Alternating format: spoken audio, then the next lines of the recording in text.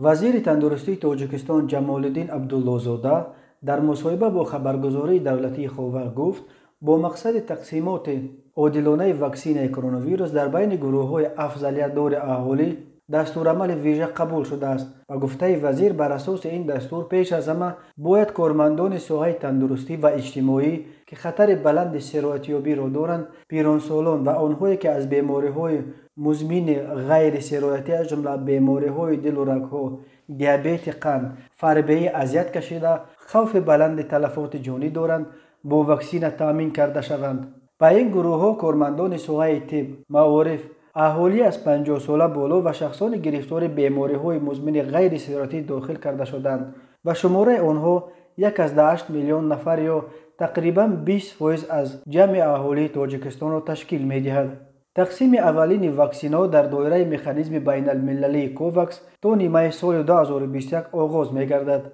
تا امروز در تاجیکستان رسما بیش از 13,000 حالت گرفتاری به کرونا ویروس و 90 حالت مرگ از این ویروس ثبت شده است. اما منابع غیر رسمی بر اینند که شماره واقعی گرفتاران و قربانیان کرونا ویروس در تاجیکستان خیلی بیشتر از آمار رسمی است که وزارت تندرستی نشر می‌کند.